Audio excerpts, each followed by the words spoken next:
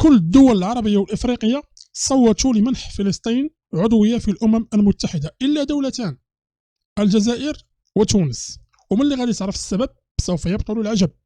اليوم غادي نشوفوا حل لغز الأرقام الخيالية بالملايين في الجزائر كيقولهم الرئيس ولا المسؤولين الجزائريين، من 1.5 مليون شهيد إلى 5 مليون شهيد. وسمعنا واحد المرة أن الرئيس الجزائري قال أنه غادي يحلي مياه البحر الأبيض المتوسط بمليار و300 مليون متر مكعب في النهار ديال البحر. وآخر خرجة كان قالها أنه حسب رؤوس الغنم اللي عنده ولقى 17 مليون رأس من الغنم، والجزائري يأكل لحم الحمير. بالفور الشيفور مرخصين الدولة أنهم يأكلوا اللحم ديال الحمير. غادي نعرفوا الإخوان حل لغز هاد الأرقام الخيالية الإخوان، باش مرة أخرى ملي تسمع شي رقم ما تصدمش.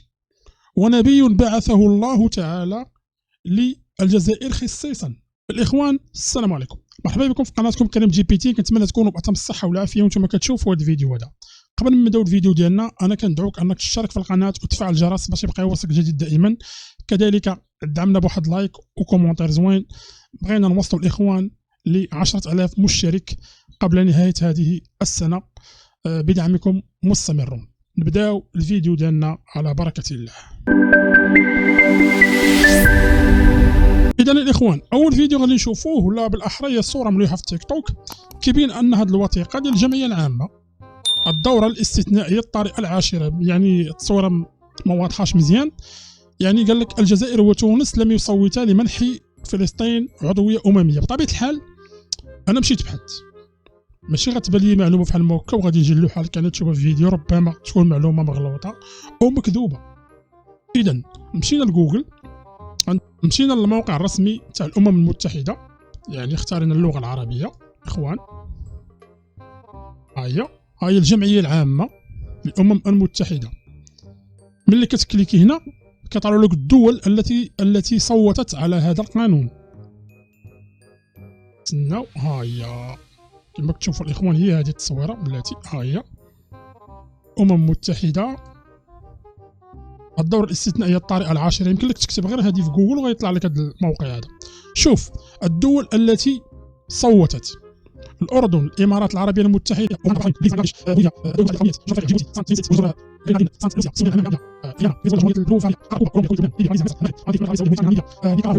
ودولة فلسطين. فلسطين صوتات. فين هي الدولة اللي كتقول لك مع فلسطين ظالمة أو مظلومة؟ ما كانش، ما كايناش. علاش ما كايناش؟ علاش في نظركم الإخوان علاش ما كايناش؟ من خلال المنظور ديالي البسيط، انا رجع للتيك توك بعدا. من خلال المنظور البسيط ديالي انا، ومن خلال الاحتكاك ديالي مع هاد الكراغيله، ومن خلال معرفتي لعقلية من يحكم هؤلاء القوم، فالقضية الفلسطينية هي الورقة الرابحة ديالهم.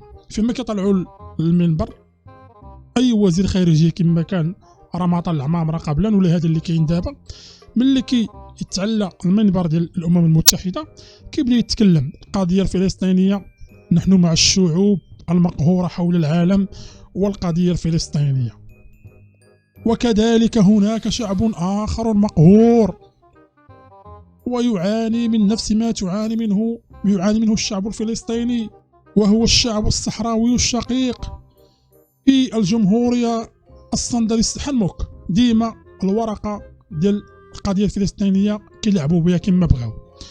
شي رئيس الجزائر عاد نجي تبون تعطيه بوطونه وتقول لي شوف كليكي لهاد البوطونه غادا تفارى في القضيه الفلسطينيه، غادي نديروا حل الدولتين، الفلسطينيين غادي يعيشوا في سلام، الاسرائيليين غادي يعيشوا في سلام، القدس منطقه مشتركه وغادي يتحل النزاع هذا الى الابد. يقول لك لا والله ما يورك على ديك البوطونه. علاش؟ لان في مصلحته يستمر النزاع، لانه من خلال القضيه الفلسطينيه كيروج القضيه اللي بغى يقسم بها المغرب. فهمتوا الديكور كيفاش؟ يعني هو كون كان باغي المصلحه غادي يخلي فلسطين تولي عنده عضويه في الامم، لان فلسطين ما عندهاش عضويه في الامم المتحده. ملي غتولي عنده عضويه في الامم المتحده، وزير الخارجيه الفلسطيني غادي يولي يدوي على راسو، ما يبقاش يتسنى الجزائر او المغرب او مصر او شي دوله تدوي عليه، غادي يولي هو يطلع يفاصل على راسو. يعني بدعم من الدول العربيه غادي ندعموا، ولكن غادي يولي يطلع يفاصل على راسه ويدوي على راسه ويدوي على الشعب الفلسطيني ويبين داكشي اللي وقع ويبغي مثلا تعويضات واعتذار وكذا وكذا وكذا. ولكن لا، الجزائر وتونس ما كايناش. الجزائر انا قلت لكم السبب علاش ما كايناش، وتونس راه حنا شوف الشعب التونسي فوق راسي، ولكن الرئيس تابع هذاك الصقع ديال عبد المجيد تبون راه تابع فريب. حنا الشعب عارفين شنو ملي استقبل. شوف ملي استقبل الرئيس التونسي ديك المره ابراهيم غالي دار اكبر غلط في حياته، والتوانسه راه ما نساوش، يعني الشعب التونسي راه ما نساش ملي تونس ولا فيها صفر سائح، وجلاله الملك نصره الله ركب في طيارته ومشى لتونس ودوز فيها الاجازه ديالو، يعني كرساله للعالم ان تونس امنه وما كاين حتى حاجه. شي مرحبا بك، ما نساواش ليه. واخا الاخوان ندوزو نشوفو شي فيديو اخر. واخيرا الاخوان تم حل لغز الارقام الخياليه بالملايين، يعني من 1.5 مليون شهيد الى 5 مليون في عهده تبون. وتخيل معايا يعني عبد المجيد تبون ياخذ العهده الثانيه 5 سنين اخرى غيولوا 10 مليون ديال الشهداء. ولكن هذا الاخ هذا الله يجازيه بخير عطانا الحل. صنتو جبت لكم قصة الارقام عند ايت هوك، راه كاينه 1.5 مليون شهيد، 2 3 وصلوا ل5. وزير عندهم جا سياحه 300 مليون سائح، واحد اخر قال لك 120 مليون مصطاف. هذاك الشيء ضرني في راسي، انا ما بقيت فاهم والو.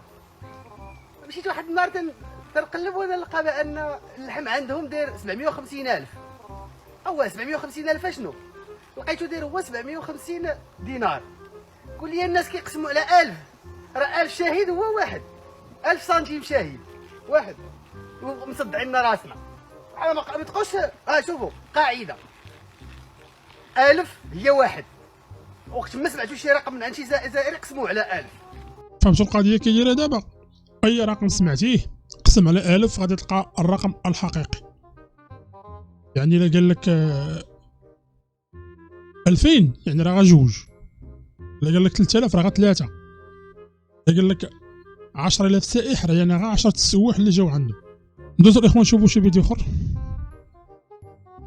بالنسبة لي ضريح خالد بن سليمان العبسي فإنه نبي يزار بحسن النية والاعتقاد، وأنه اكتشف منذ القرن السادس عشر ميلادي، أنه من أنبياء الرس بعثه الله خصيصا لأهل الأوراس بالجزائر. نبوية عن الرسول صلى الله عليه وسلم أنه تكلم على هذا الرجل الذي بعث خصيصا لأهل الجزائر. وعند دخولك تجد لافتة مكتوب عليها ضريح النبي خالد ابن سينان. هذا النبي يقومون بالطواف عليه 7 أشواط، يقولون أنه توجد بئر هناك لم تجد، ويقولون أن النبي صلى الله عليه وسلم قال في ذلك حديث حيث يقول: من لم تكتب له زيارتي فليزر ابن خالتي. يقصدون ابن خالة النبي صلى الله عليه وسلم خالد ابن سينان العبسي، أنه نبي أرسله الله عز وجل إلى سكان الجزائر. لا حول ولا قوة إلا بالله العلي العظيم. هذا بعد حديث واش صحيح واش ضعيف؟ احنا عارفين أن ما الله سبحانه وتعالى بعث الأنبياء لجميع الناس، راه حتى هذوك اللي في الهنود الحمر في ميريكان الله سبحانه وتعالى بعث لهم نبي. يعني راه ما كاينش شي قوم إلا وجاءهم النذير ديالهم. ولكن صاحبي باش تقول لي غادي نبني عليه ضريح ونبقى نطوف عليه، يلا دابا هذا نبي طاحوا ليه الباطل. قال لك لأهل الجزائر، ربما ما كانت لا جزائر لا مغرب في ذاك الوقت، ما كانوش معروفين بهاد السميات هذه. لا حول ولا قوة إلا بالله. هذه زيدوا على ديك ديال تاع رمضان، قال لك علاش تسمى رمضان برمضان؟ قال لك واحد الراجل كان كيبيع التمر وكيمشي من الجزائر الى شبه جزيره العرب عند رسول الله صلى الله عليه وسلم. فقال لك ذاك الرجل كان عنده واحد الحسن ديال الاخلاق وكان كيتعامل مزيان معاهم، والرسول قال لهم غادي نسميوه رمضان، والعرب تما ما سقموش رمضان ولاو كيقولوا رمضان. والله العظيم لا بحال ما كان نشر هذيك المره حافظ الطراجي في الحساب ديالو، ملي بداو كيضحكوا عليه ويسي بريميا. لا حول ولا قوة إلا بالله. والجزائر امتى دخل الإسلام؟ راه تمات الرسول صلى الله عليه وسلم عاد جا الإسلام. من الجزائر للمغرب وجابوا عقبه بن نافع، ومات عندكم عقبه بن قتلتوه نتوما، مات في الجزائر. لا حول ولا قوه الا بالله العلي العظيم. دوزو الاخوان نشوفوا شي فيديو اخر. موناليزا اخوان هذا طرزان مغربي كيطلع على الكراغيله وعلى اصحاب البوليزاريو، مره كيبان جزائري، مره كيبان على انه من البوليزار. المهم مطلع عليهم مزيان. شوفوا هذا الفيديو هذا. واه راك سمعت فيها؟ اللوحة رسمها جزائري. لا رسمها ايطالي، غير هي صاحبة اللوحة هي جزائري سميتها موناليزا، والاسم الحقيقي تاعها هي منى العزيزة.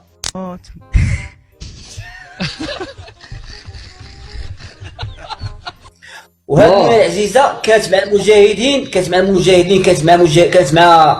كانت مع الساتي عبد العزيز، كانت مع حاجب، كانت مع جواد قلانة، كانت مع الداودي. تسمع بالداودي، مجاهد الداودي تعرفوه؟ ما كرجي كانت قديمة هذه.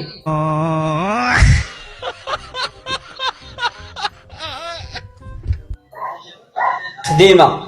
وهذه كانت مجاهدة. هاد منى العزيزة كانت مجاهدة، وكانوا يسميوها المجاهدين يقولوا لها منى العزيزة اعطينا زيزة. واش معناتها زيزة؟